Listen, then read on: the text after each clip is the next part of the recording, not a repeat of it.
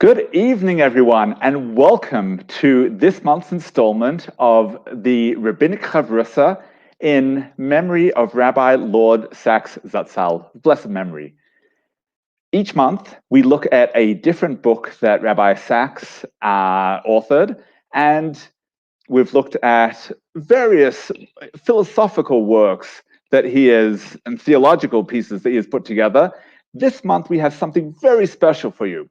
When I put together the original list of books that Rabbi Sachs had authored, there was one that wasn't on there. And yet, tonight's Chavrusa told me it must be there. And not only must it be there, I have a special reason to be part of the conversation about it.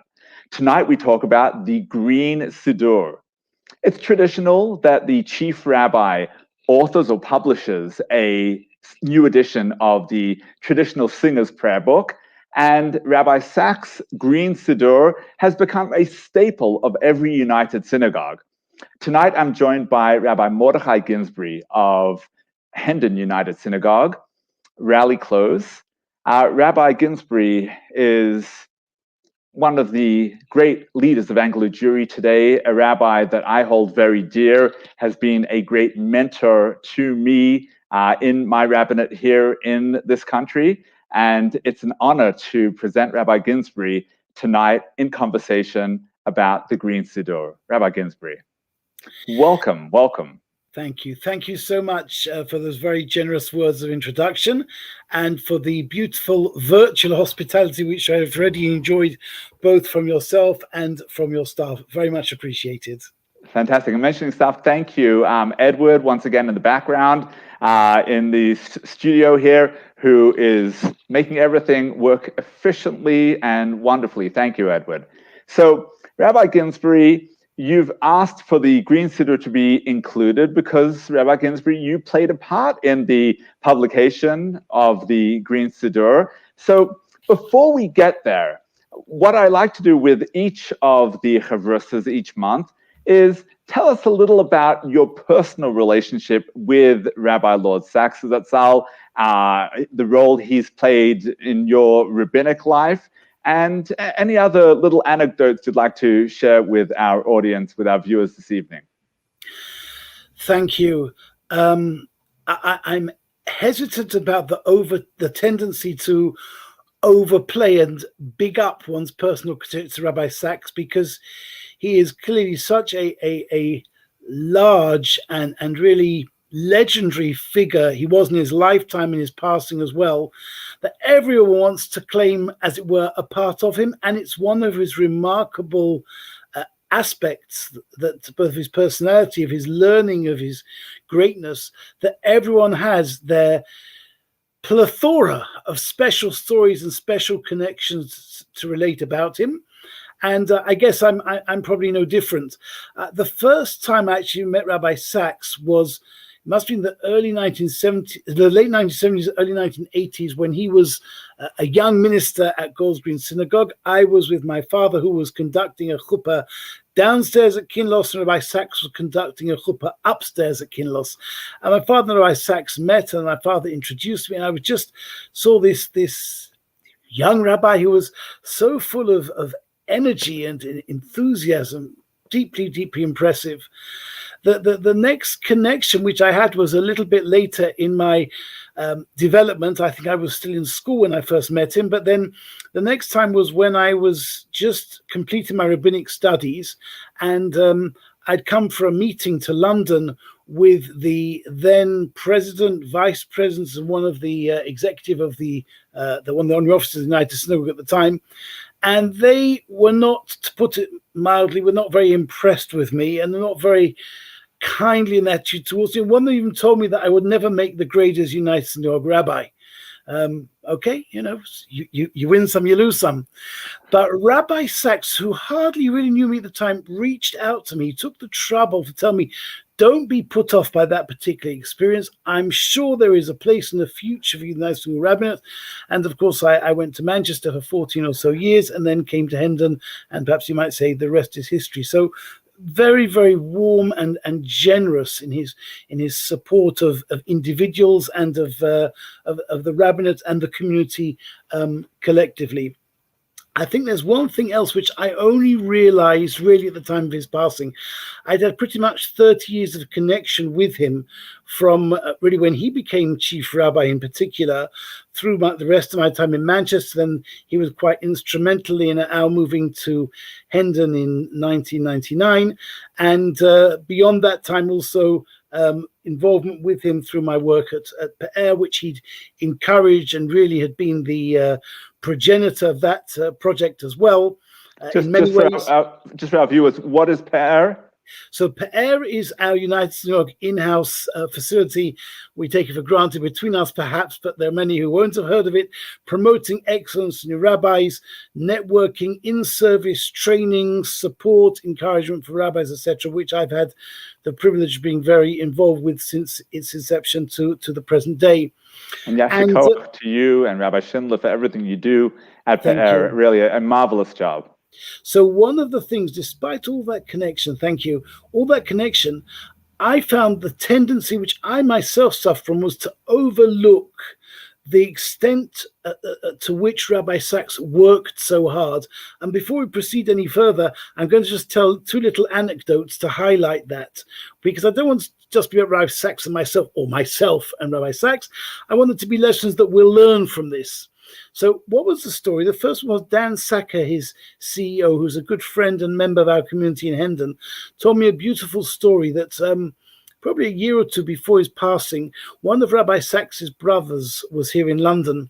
And Dan said to him, sometimes I feel perhaps we push him too hard. I mean, he's supposed to be in retirement. We're making him work so hard. And I think it was Alan who'd responded and said at the time, he said, listen, he said, I've spoken to him and he's told me they push me very hard. I'm working as hard as I've ever worked. I'm so tired, but I wouldn't have it any other way.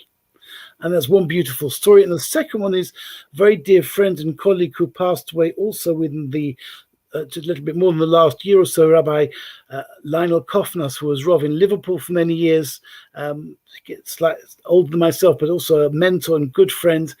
And when he was chairman of the Rabbinical Council of the Provinces, he was invited to stay with the Saxes in Hamilton Terrace, which was the home of the chief rabbi at that time, in St. John's Wood. And he said, I couldn't sleep all night. I said, what was it? He said, well, Rabbi Sachs had his study at the top of Hamilton Terrace.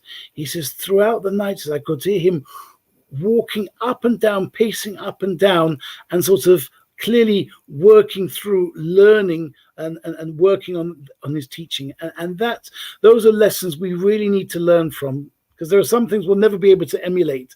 The God-given gifts of intellect and the authoring of 30 or so books. Most of us will be able to emulate that. But to work hard and to achieve our potential and become the best people we become through tefillah, of course, through prayer, through our avodah, through divine service, and through everything that we can do, that we can emulate. Oh, well, that is the segue. Thank you. Thank you, Rabbi Ginsbury, for those extraordinary anecdotes. And one thinks that these stories of Gedolim pacing the floors didn't happen since we left Daheim, but we still have Gedolim, and Rabbi Sachs's passing was the passing of a Gadol, one of the great rabbis of our generation. But like you said, Rabbi Ginsbury, tonight we are going to talk about prayer, about tefillah, and about the Green Siddur. So tell us a little about both your own and your father, may he have only good health, bis 120, both of your involvements with the Green Siddur. Okay, so my father, may he be well never a for Shlema, his involvement precedes mine. He was involved very much in the previous edition with Lord Jakobowitz and Rabbi Kashdan, both Zichron Tzadikim Livrocha, with their preparation of that particular Siddur.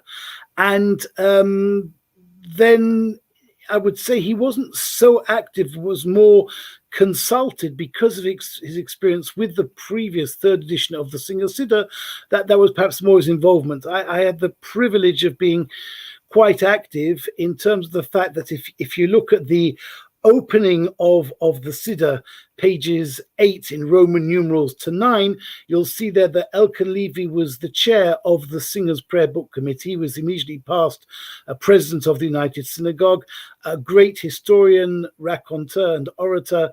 Many of us, I'm sure many people on the conversation night will know Elkan and have heard his wonderful, wonderful anecdotes on Anglo-Jewish history, possibly been on his tours of Wilson Cemetery and other aspects with which he'd been involved as well. So there was Elkan, there was Jeff Hartnell, who was then a vice president of the United Synagogue, Rabbi Ephraim Mervis, and myself were the two rabbinic voices on the main Singers Prayer Book Publication Committee. There was Simon Goulden, who then was the Group Director of U.S. Community Services, and Josephine Wayne, who served as the Secretary to the committee. There were 6 of us who met probably over a period of some 18 months to 2 years to shape and structure the project overall. And then you'll see there were many different subgroups. So it really was something which was done very much by consensus and involved a significant groupings within the community. So you had the scholars group, you had the design advisory group, you had the rubric review group, the users advisory group, and then you had many non-specific, perhaps without portfolio, helpful individuals who all mentioned in that part of the introduction. And actually, there were 2 parallel processes taking place, and only at certain times were they, as Rabbi Sachs called it, meshed together. So there was, if you like, the structure of the Siddur, the rubrics, the things which we decided, and obviously in consultation with Rabbi Sachs, but Rabbi Sachs's work in terms of the translation, which he completely revamped, in terms of the commentary, in terms of the introduction, which is quite remarkable in and of itself. I'm sure we'll get a chance to look at that in a bit more detail as we can continue this evening. All of that he did almost single-handedly, and then there sort of came the opportunity afterwards to bring various things together. And again, if we have time, I'd like to take you through 2 or 3 interesting little insights into the Siddur, which people might otherwise not be aware of. Okay, let's go straight to that.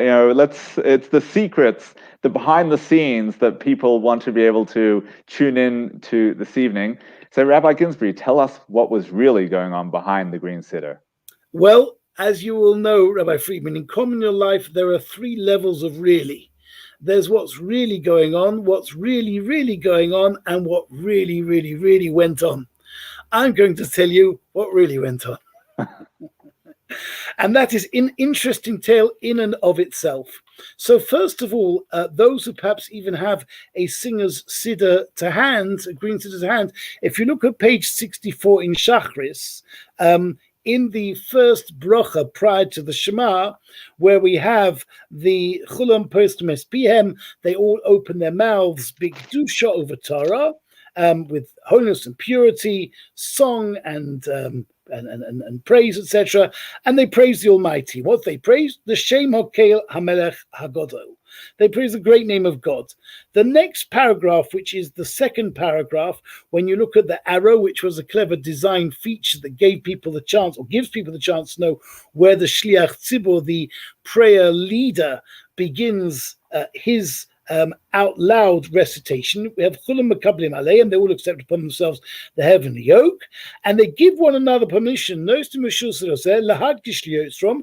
sanctify their Creator, Benachas Ruach, with serene spirit, as Rabbi Sachs translates it, and then Besofa Verura, with clarity, pure speech, clarity of speech, Uvineima Kadosha, which he describes as sacred melody.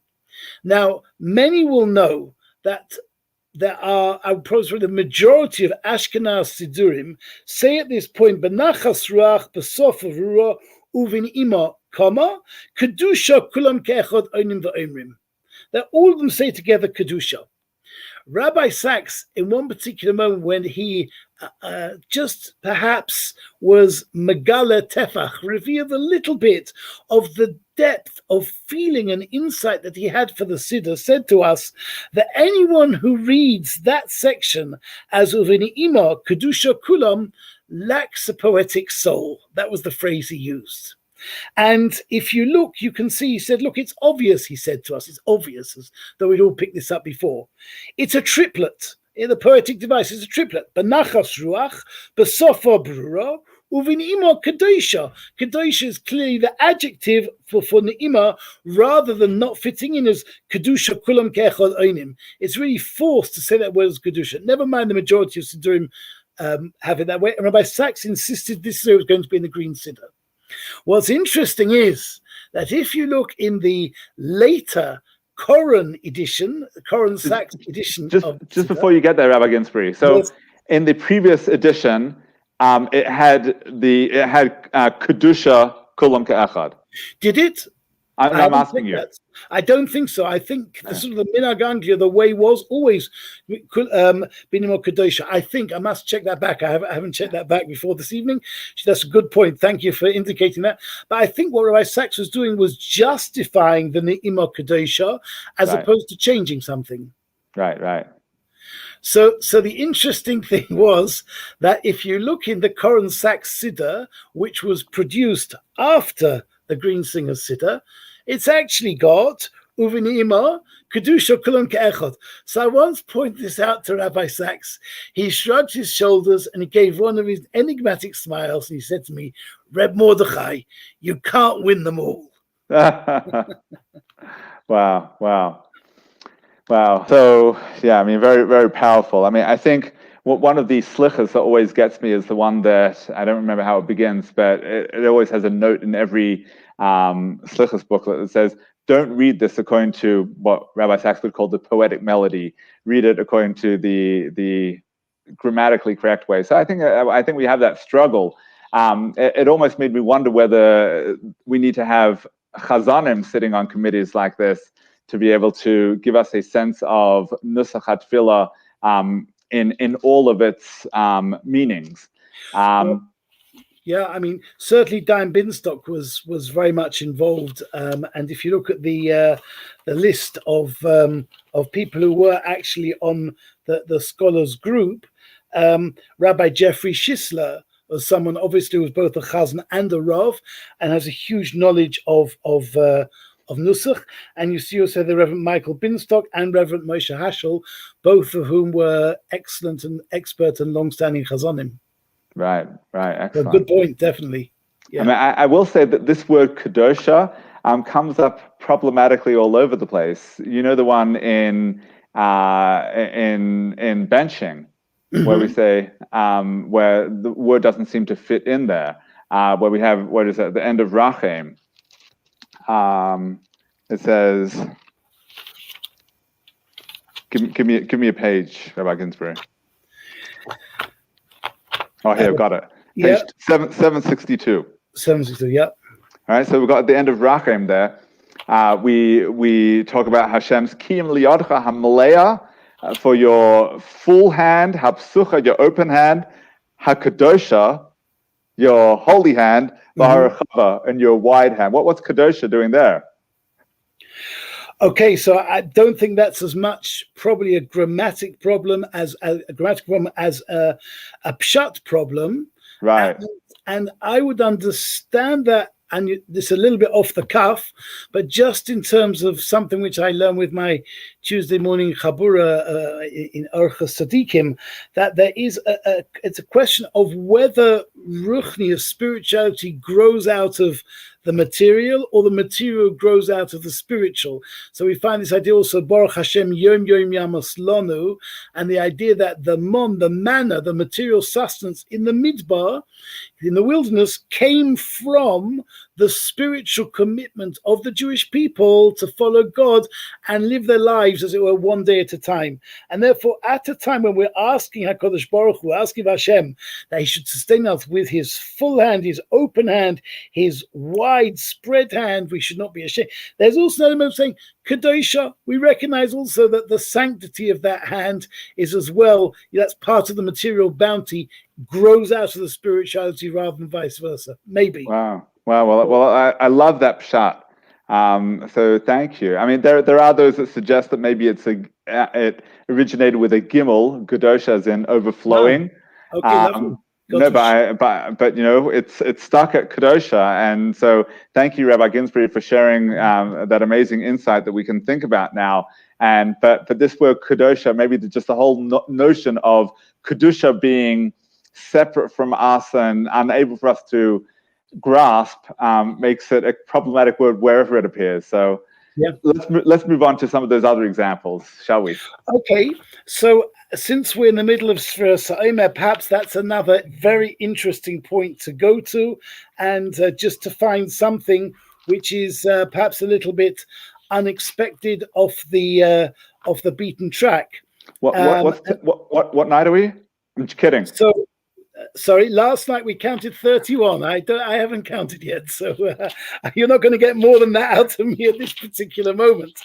But if we actually look after Mariv at the order of Shviras HaOmer, if you turn to page 242, which are the special sections to be said, the Rachamon, Lamnatzeach, La'anabacheach, which are said after Shviras HaOmer. So if this will tell you what sort of edition, what impression number you have of the singer's Siddur, the green Siddur, I have to own up to the fact that although Rabbi Sachs in the introduction, in his acknowledgement, mentions a particular thanks to myself for my tireless care and attention to detail, the Siddur did appear with way too many mistakes. I learned a great lesson from Rabbi Sachs by that in the way, a good friend of mine has an expression he shared with me, which is, done is better than perfect. And we certainly know that sometimes that, perfectionism can be the very enemy of achievement, of progress, of goodness even. And Rabbi Sachs, towards the end of this process, there was a lot of pressure because HarperCollins had a deadline by which the Siddur had to be ready to be printed. And I sort of raised the point, that how good is quality control going to be here? And Rabbi Sachs didn't shirk the responsibility and sort of said, he is prepared to review it to the best of ability. Inevitably, various different things did creep in, and I'm not going to go through all those tonight. They were corrected in later editions. And kol hakavod to Simon Goulden, who worked tirelessly. He really worked tirelessly as the main link between the different committees, Rabbi Sachs and the publishers, and particularly Raphael Friedman, who at that time I think was working freelance, but then later now works for Koren. Certain things crept in or crept out of the Siddur. One of the very interesting hidden things here is on page 242. If you have an older edition, you'll see that there are 3 paragraphs, Harachamon, Lamatzeach, and Honor, which begin with those 3 sections, and they're printing quite large print. If you look at a more recent edition impression of the Siddur, you'll see there are 4 paragraphs in smaller print to allow for the inclusion of the rather mystical prayer, Ribono Shel Olamim. And after the Siddur was published, there were a number of things that accompanied it. There's a beautiful CD with various items of shul music and commentary from Rabbi Sachs. There was also a series of 3 lectures, shiurim, which Rabbi Sachs gave at Raleigh Close at our shul in Hendon about the new Siddur. One of these evenings, he was challenged by our late and wonderful, fondly remembered then chair, I think he was chair at the time, Bernard Garbaz, Oliver Sholem, who was also a tremendous aficionado and had a tremendous knowledge of and love for Jewish liturgical music, chazonos, etc. And Bernard was really frustrated that the Ribono Shel Olamim was not in the Siddur. And Rabbi Sachs was nonplussed for a moment, sort of stood back and just thought in his best philosopher's face on, and then he looked very carefully And then he said, he said, there is a trace. They have not managed to completely remove my intention from the Siddur. And he pointed out at the bottom of page 242 in the English, there are 3.5 lines, or 3 and a bit lines, about Master of the Universe, a prayer emphasizing the idea that the counting of the Omer is a time of spiritual purification. If you have a look in this first edition, the first impression, the prayer doesn't exist. It's not there.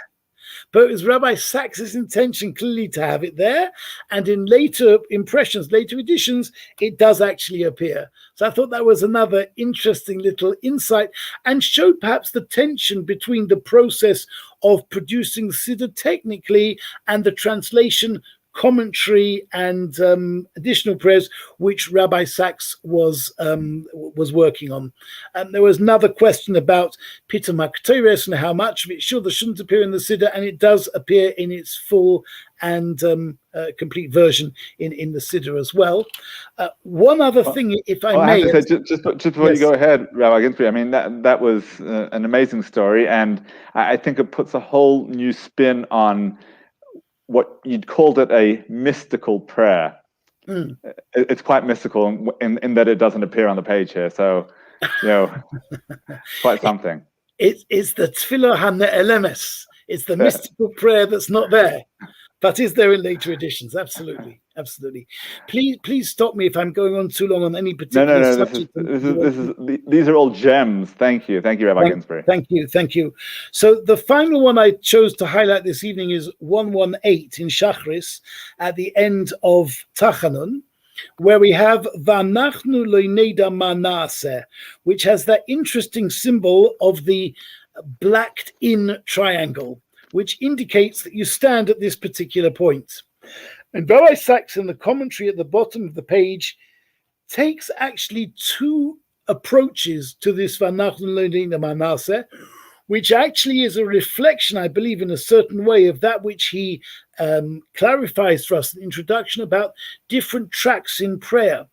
The Siddur as a whole is one of the deepest and most profound of all of the works which Chazal have bequeathed to us. We don't perhaps think about this because the Siddur was Anshe Knesset HaGedolah, was sort of put into its formalized structure by the men of the Great Assembly, men imbued still with the prophetic spirit, who were preparing the Jewish people for the biggest quantum leap in our history, not necessarily quantum leap forwards spiritually, but for being able to continue a prayer service and live in connection with the divine without the central place of prayer, the Beis HaMikdash.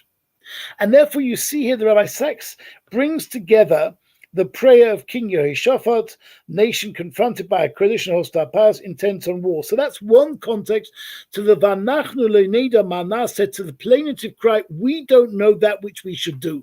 We just don't know where. We don't know where to turn. Then Rabbi Sachs says, our custom is to stand after these words. And he quotes the Abu Draham, who explains that this is because, like Moshe Rabbeinu pleading on behalf of the people, we have prayed in every posture, sitting before the Amidah, standing during the Amidah, even falling on our faces during Tachanun, where we sort of, to some extent, prostrate ourselves in prayer. We have exhausted the repertoire of prayer and do not know what else to do. We stand at this point, and here this brings together these 2 elements to signal that our private supplications have come to an end. And of course, in the introduction, again, Rabbi Sachs talks about the tradition of prayer, which is more formal and, if you like, ritual, and the structure which has been given to our prayers. And then on the other hand, that element of the personal that one can introduce into the prayers. And I think that he highlights this point here. This is very much the personal element of prayer, whereby a person acknowledges, Ribono Shel Olam, Almighty God, I've done whatever I can in prayer. Now, Ki Olecha Einenu, our eyes are turned to you. We've done what we can do. Now, as it were, we need, in the latter part of prayer, to begin the process of, as it were, moving on from this particular prayer. Our eyes are turned upon you. And again, that is the very concluding section of Tachanun as well, Ozreinu Lekeshenu, help us, God our Savior, for the matter of your holy name, and save us and atone for our sins, Leman Shemecha, for your sake. In other words, as we prepare to engage with the world, let us make a Kiddush Hashem, let us sanctify, let us elevate the name of Hashem rather than anything else. I'll tell you one other little anecdote before I let you take me somewhere else in this conversation. Let me just on this little bit here before Yes, you do. Are you staying on this bit or something different? No, I'll go something different. So please, you carry on. I just, it occurred to me as you were talking about the various motions that we make, and the Vanachnon Lo Neda, not knowing whether at that point we are sitting down, standing up, and we stand up in the middle after those words. In Rabbi Sax's Haggadah, he quotes, he comments on B'chol Dor v'Dor Chai v'Adam Liras Esatzmoi. In every generation, person must view himself as if he personally left Egypt. So he brings the version of the Rambam. Maimonides has it as B'chol Dor v'Dor, in every generation, Chayv Adam Laharos Es Atzmoi, to demonstrate himself. And he says that what the Rambam is saying here is that all of the motions that we go through at the Pesach Seder are meant to be ways that, we might not be free people in any given generation. We might be subjugated by any tyrannical ruler. We might not feel free whatsoever. And yet we go through these motions to demonstrate that even if I'm not in that royal state right now, I am demonstrating as if I left Egypt. But here's what, so that's what he explains the Rambam, and here's Rabbi Sax's idea, very powerful. Rabbi Sachs says, in contrast with any other philosophical system that says you feel something and then you demonstrate how you feel. First it's internal, then it's external. He says Judaism works the opposite way around. He says we demonstrate externally, and the external demonstration should lead to the internalization of how we are meant to feel. We first act it, laharos, and then that brings us to an internalization. So even if I'm not feeling it right now, I shouldn't wait for it. And maybe this is almost your idea of done versus perfection.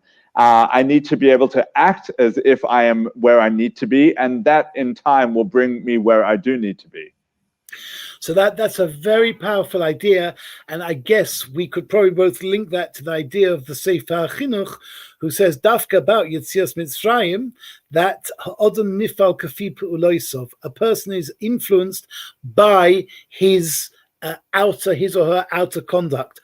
On the other hand, there's always the other hand, isn't there, where rabbis are concerned and rabbinic discourse is concerned.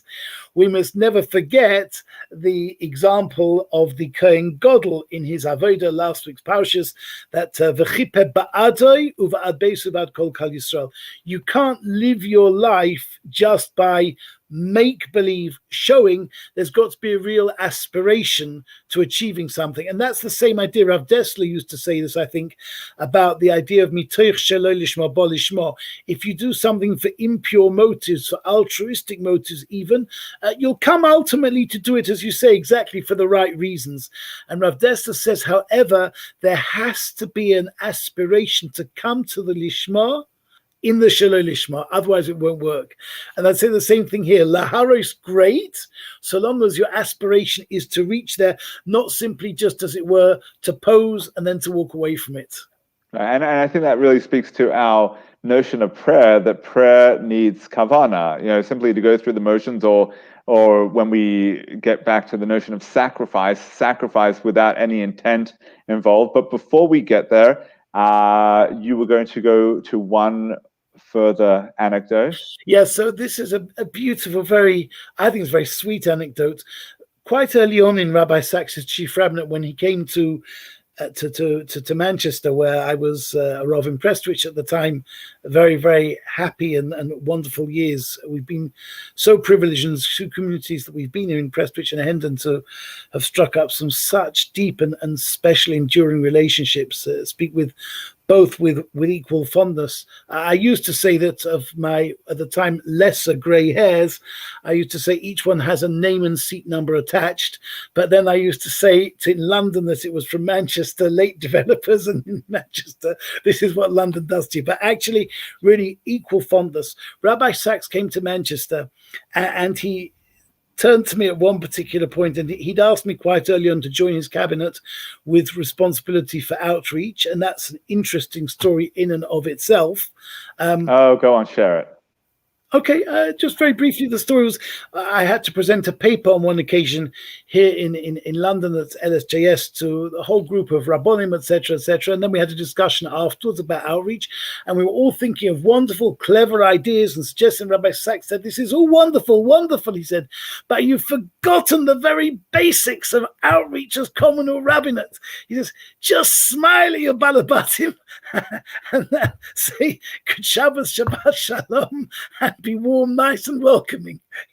And that was Rabbi Sachs's practical insight. By the way, he worked at that as well. Anyone who knew him during his years in the chief rabbinate, I think throughout those years, he had a little plaque on his desk, which stood there literally in front of him, which had 3 words on it. It was a clear, I think it was some sort of plastic plaque, not glass actually, but and it had 3 words in white: relax, listen, smile. And that didn't necessarily come naturally to him with his, huge intellect and mind in academia, but he worked so hard at making sure that that was, as it were, almost natural. So what happened in Manchester about tefillah?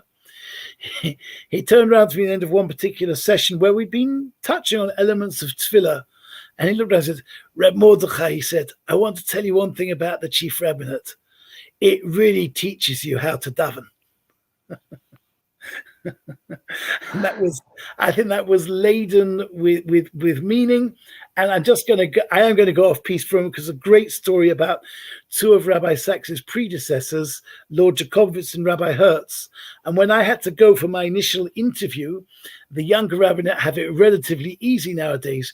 You used to have to go up to Woburn House, and where the headquarters of the US and the seat of the chief rabbinate was, and have an interview with the chief rabbi at the time. And I went to see Chief Rabbi Jacobowitz, as was chief rabbi at the time, in 1985, I think it must have been. And he told me a story. It's just a great story about what it means to be a chief rabbi. And he told me that in his early years, when he was, I think it was at the Bayswater Shul at the time, and he was really doing everything from the administrative to the rabbinic to the maintenance to everything. There was no one to help him. It was a one-man band. And one day he just felt this was just too much. And he went to see the then Chief Rabbi Hertz. And he pulled out his heart to Chief Rabbi Hertz. And Chief Rabbi Hertz apparently told him, he said, "Young man," he said, "take all of your problems, pick them up off my desk where you just deposited them, times them by 10, and know that they do not begin to amount to the level of the problems that I have on my plate at the moment." And Lord Jacobowitz said to me, he said, "I'm not sure what the message of that story is or was, other than perhaps Soros Rabim Chatzi Nechama, as we say, when you know of the pain and anguish and turmoil endured by others, then that's half a nechama, half a comfort for whatever you're having to cope with." And I think it's a moment to pay tribute, of course, to our current esteemed and beloved Chief Rabbi Mervis Shlita, together with all those Chief Rabbis we've known and we know of, some now obviously through the annals of history, to understand actually that whilst it is the highest of rabbinic offices that can be offered in this country, in the Commonwealth, etc., it does ask an awful lot of its office holder, as the rabbinate does of each and every Rav Bezer Anpin in his particular kehillah and situation. Oh, well, thank you for sharing that one. So you'd said that Rabbi Sachs said that being chief rabbi taught him how to pray. And I know that in his introduction, he says that really what is prayer designed to achieve, it's almost as much as one wants to get a message across, it hopes to transform the person themselves. And that was a theme that you and I were going to touch on this evening. So what are your thoughts on that? What did Rabbi Sacks bring to the table? Let us know a little about your thoughts on self-transformation.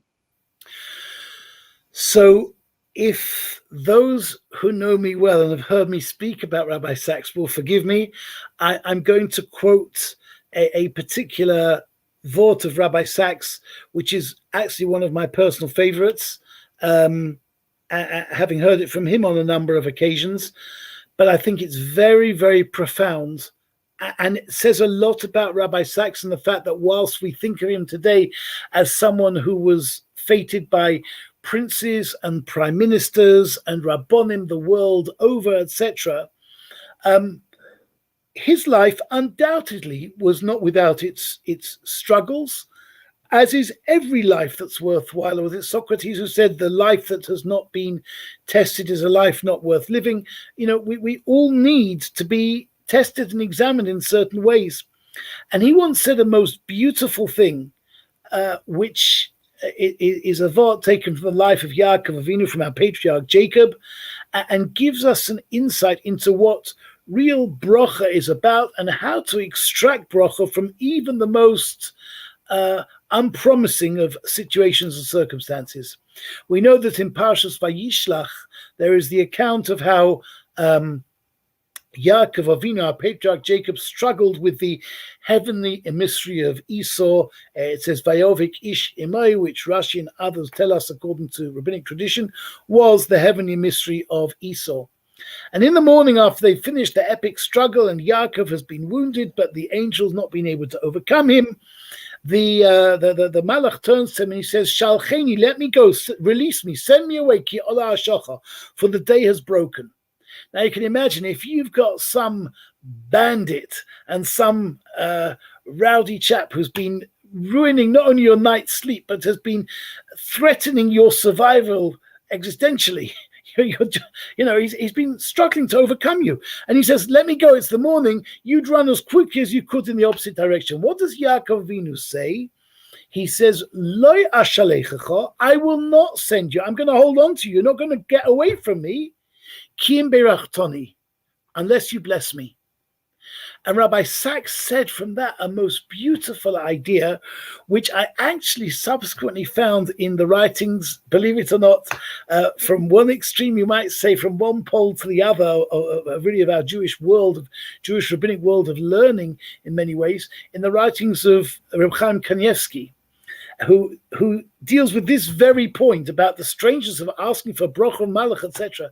Rabbi Sacks said, I learned from this that however bad a situation is, and however difficult and however painful, you must not move on from any situation in life until you've extracted the bracha from it.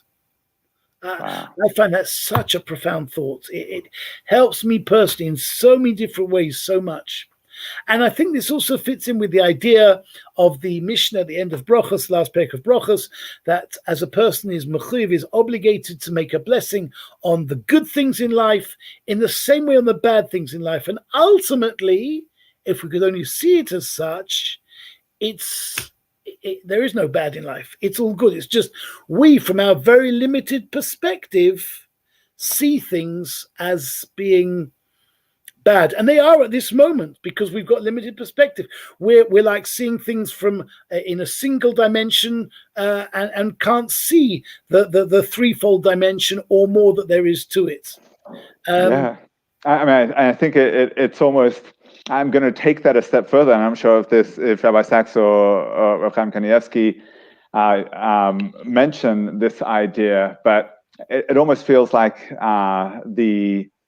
the person, the villain that is perpetrating the bad towards what one perceives as bad, that's the one that you want to ask the bracha from. That's the one that you want to say, I know that right now you might not realize that you're giving me a bracha, but I know that HaKadosh Baruch Hu is going to formulate that this is going to turn out into a bracha.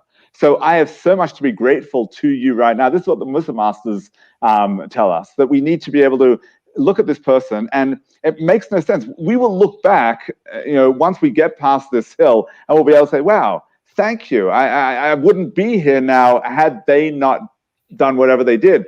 The ultimate is to be able to right now say thank you. I don't understand what's going on. It seems to be that there is conflict here, but this is a bracha, and I'm grateful to you because the place that I need to get that HaKadosh Baruch Hu is direct me towards. You're taking me to that special place, and I think that's almost the crux of it. So there is a beautiful vort, and I'll take it one stage further. I've seen on this same parsha, if I'm not mistaken, I think it may even be from the Briskerov, but the vort is the following. He says that, why did the Malach say, Ki ola hashocha, the morning I've got to go? So Rashi quotes a Medrash who says, and the time has arrived for me to sing Shira. So the question which the Briskerov, if it was him, I think it was him, asks is, what do you mean? Why dafka now? As the Malach got to sing Shira, that till now, from creation to now, this Malach has never had to sing Shira. Now he's had to say Shira. So he answers the tafkid, the tachlis, the purpose of that Malach and of every force in creation is to extract growth, which is, by the way, change in prayer as well. Lehispalel, to judge oneself, is to extract the goodness from that individual. The Malach, having spurred Yaakov onto a level whereby he has the name change, that your name is no longer Yaakov Kim Yisrael, Ki Sorisoy Melekim Ve'manoshim Batuchol, because you struggle with agents of the divine and the human, and you overcome. That Malach has elicited that growth. Shkoyach, you deserve to be recognized, and that's really making the bracha again on the bad.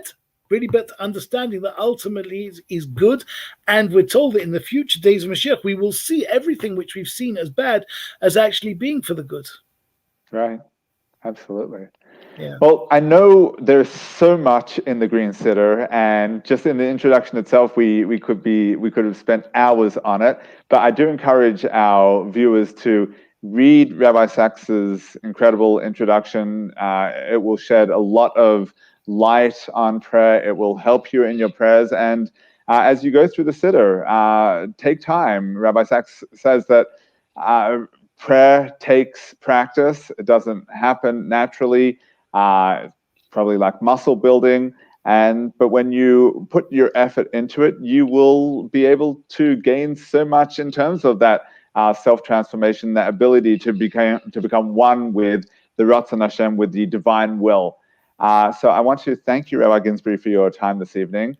Absolute pleasure. The time has passed almost effortlessly, and I'm sure neither of us have entirely got through the notes of everything that we'd planned. Is there any last 30-second message that you've got from your sort of research? I know you've delved into the Siddur, Rabbi Sachs, Siddur quite deeply over the past little while we've been preparing for this conversation. So I would say what struck me is, Rabbi Sachs is always about the contrast and relationship between the universal and the particular. And we know he talks about it in his various essays on the Chumash. And he talks about the fact that the world is first created and only universalistically, and then we approach a particularist Avram Avinu with his own specific mission. He says the same thing as in prayer. If we look through the prayers, we'll find the same formula, that first of all, it is universal, then we get into a particularist relationship, and he talks in the introduction through various parts of the prayers where we see that. He says the only one difference is the Aleinu. Aleinu begins with something that is first particularist, and then goes in and concludes with the universal. And he says, the reason for that is that prayer is this mirror image that works at the beginning and the end, and we have a pinnacle in between. But what's happening is the notion that we have this relationship with the Almighty, a reciprocal relationship and a mirrored relationship, and it's just beautiful. It sheds so much light on what we should be thinking about in terms of our prayers. Absolutely. I think one of the great things about Rabbi Sachs and his work on the Siddur is that the way in which he detects and highlights structure, symmetry, as you've put it over there, the same idea when he talks about fractals, and also the idea of the journey from creation through revelation, through redemption. These are ideas one should focus on. I'm going to finish just with one thing, which an interesting sort of little anecdote through which I'll conclude, is that having heard Rabbi Sachs's voice in so many situations over the years, I was struck, and it brought a smile to my face. I almost heard him saying the words after his passing. I could hear him saying, "Chevra, immortality is a wonderful thing. It's such a shame you have to die to earn it." And I think Rabbi Sachs was a legend in his lifetime. He was a one-off in his generation and beyond, probably in his reach, in his impact, in the way in which we bask in the vicarious achievements that he made through his writing, through his teaching, through his influence. And you know, we're 6 months on from his passing, but there's still an awful lot more reflection, learning, development, and appreciation, I think, which is yet to come out. Yeah, absolutely. We're talking teachings that will last for generations and beyond. So thank you so much, Rabbi Ginsbury. My pleasure. Yashikar for this evening, and may we continue much learning together in the years to come. Amen. Amen. Thank you so much. Thank you, everybody, for listening.